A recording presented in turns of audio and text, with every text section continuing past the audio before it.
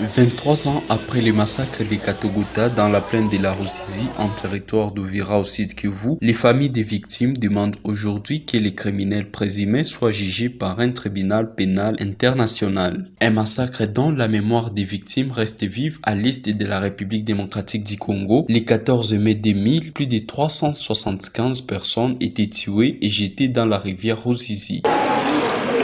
Selon les témoignages recueillis sur place, ces massacres auraient été commis par les rebelles du Rassemblement congolais pour la démocratie RCD alliés au Rwanda.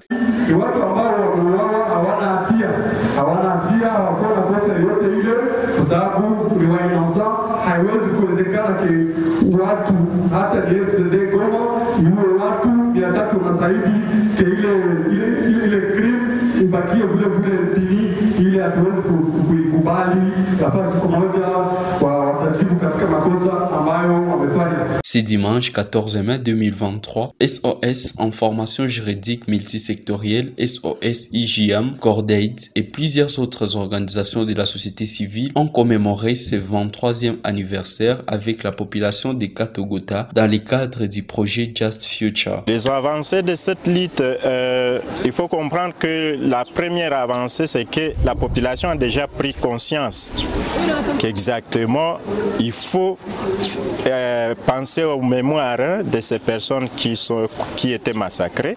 Et c'est dans ce sens-là que la communauté elle-même, à travers leur comité de victimes de ces massacres, avec qui nous travaillons dans le cadre du projet Just Future, qui est exécuté en RDC par SOS-IJM, Cordaid et d'autres organisations de la société civile et PETEF. Nous sommes en train de les accompagner. Vous comprendrez qu'avec ce renforcement des capacités, ils ont déjà pris conscience. Ce sont eux qui ont organisé cette cérémonie et ils les font. Parfois, il y a des échanges qu'ils font entre eux, qu'est-ce qu'il faut.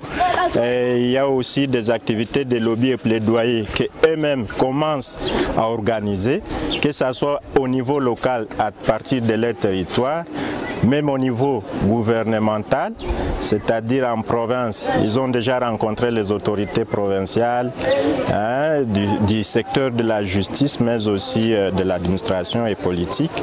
Il y a aussi d'autres qui sont même partis jusqu'à Kinshasa pour réclamer cette justice transitionnelle.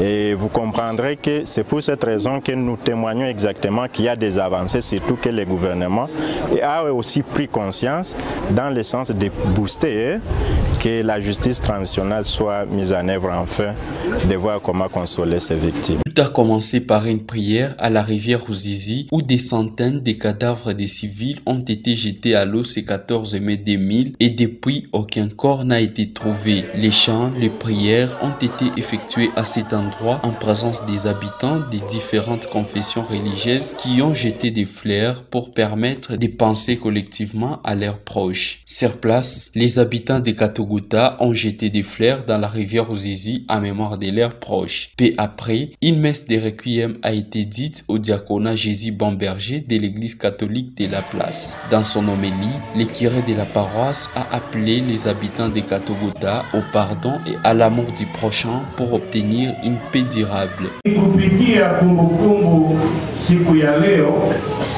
Mungu anatualika ya kwanza kuhakikisha akuramforce mapendo kati yetu.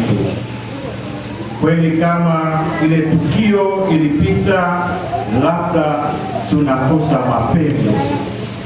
Tunawaangalia mbele ya ndugu zetu si kama mtu, lakini labda kama nyama.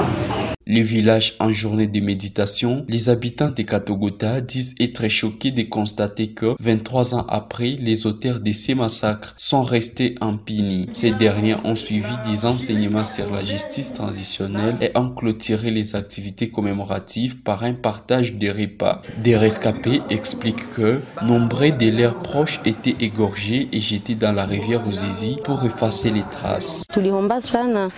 Gouvernement watusaidie sana na sisi batukimbizie, watuangalie jinsi ya kufanya. Gouvernement sasa tusaidia, itusaidie tukilombaka sana tukabakia bayatima. Bamingi walikosa kusoma juu ya ile mauaji, upoteze baba na upoteze na mama, kuishi kwa nguvu. Kwa sai ni kwa sai nakumbuka tu mingi. Juu kuona nilikuwa wa miaka 16 nenda lea jamaa ya batu 6. Siazala wangu mtaki nikawa sababu ya buda, bali nikumusha bia mingi. Tunasa kwa sai ndazo maana shie batusaidie viongozi vikuu, tusaidie vraiment. Et à Katogota, les victimes refusent de baisser les bras aussi longtemps que la justice ne dira pas son dernier mot.